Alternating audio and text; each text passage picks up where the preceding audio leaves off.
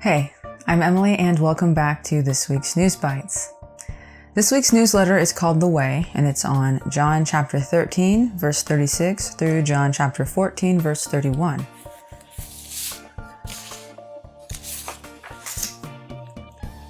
From Eliyahu. Shalom, friends. Unless you have been languishing in prison for the last 10 years, you've experienced a massive amount of change over the course of the last decade or so. Not only that, but the rate of change is exponential, so much so that it is impossible to keep up with all of the major technological changes, let alone social, economic, and political changes.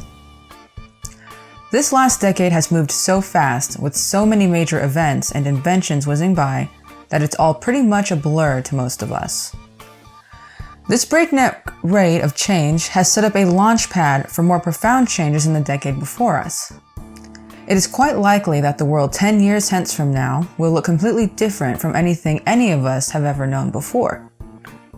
There are a lot of guesses out there about what's coming, but there's also a lot of uncertainty and even anxiety about those guesses.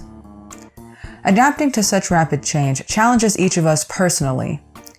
I recently read an article titled, "Why Millennials Are the Most Anxious Generation in History," that starts out by making this interesting connection between modern technology and rising anxiety among the tech-savvy younger generation.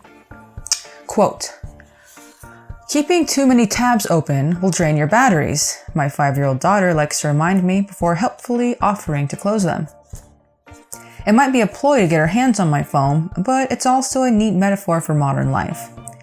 Many of us are running around with too many tabs open inside our heads. We constantly toggle between screens, compulsively check social media, multitask, and then cancel commitments because we're so exhausted.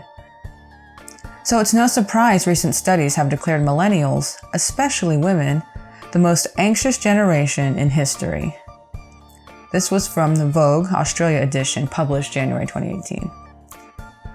Too many tabs open in your head. Keeping all options open while settling on none. How can you choose one thing when there are a million possibilities instantly available to you on your phone or computer screen? How can you know which of them should get your full attention? What happens if you commit to something and it turns out to be wrong? There always seems to be a better choice, but you can't be sure which one is the best. So you do nothing or everything because you can't be sure which way to go. This surely is a metaphor for many in this modern world. Some see the high-tech marvels of this age as a good thing, and certainly they can be if they are used as tools that aid us in healthy ways. Unfortunately, too often all the data that those marvels keep spewing at us heaps up around us as a wall of confusion that blocks out the light, keeping us in darkness and useless busyness, not knowing or sometimes not even caring which way we should go. If you don't get a grip on this, you will atrophy into oblivion. Here is the big secret. The things that matter most never change. Those things are truth, bedrock truth.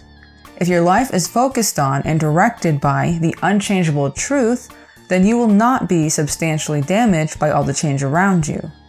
In fact, you will thrive and you will be a light to those around you who are lost in the growing darkness of modern confusion.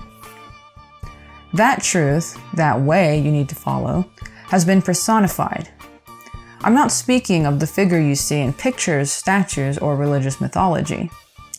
Of course, I'm speaking of the Son of God, Yeshua Messiah. I'm speaking of the real Lord of life himself. So close all the other tabs and choose to follow him.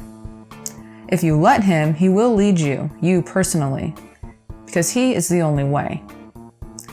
His words in John 14 illuminate the way for us. And that's the end.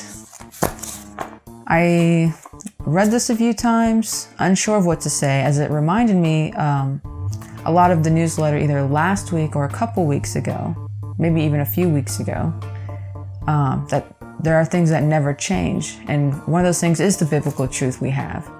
And I remember also mentioning in another newsletter with a similar message that all we'll have is his word and his love and that relationship, because you can't really hang on anyone else's coattails in their relationship with Yeshua, because that's just not how he works. He wants a relationship with you, not you riding on someone else's relationship. That's cheating, and that's not how it works.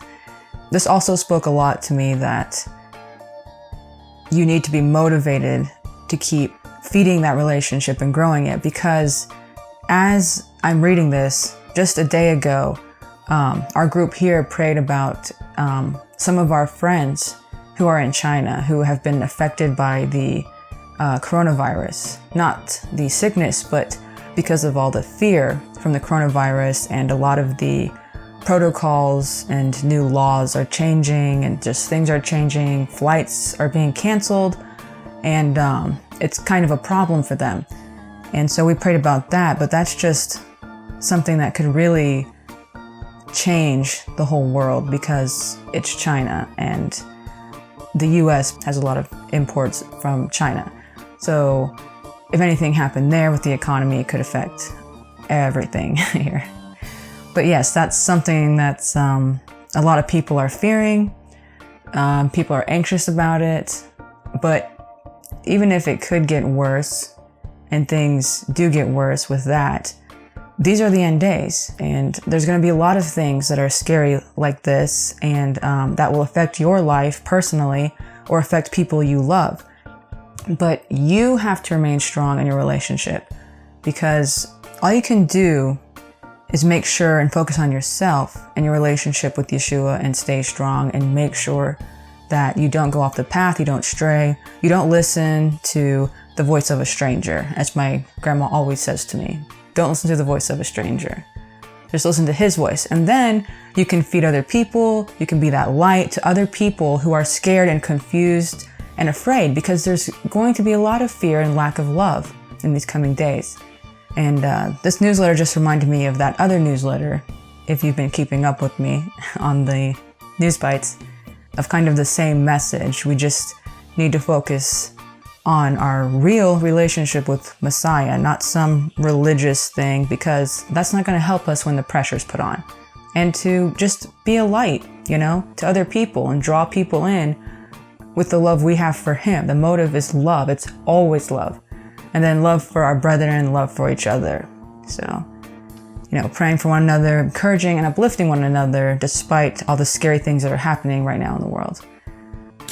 So, if you enjoyed my thoughts, please leave a comment, hit the like button, and subscribe. And thank you for joining me. And you can watch this Sabbath meeting, The Way, right over here.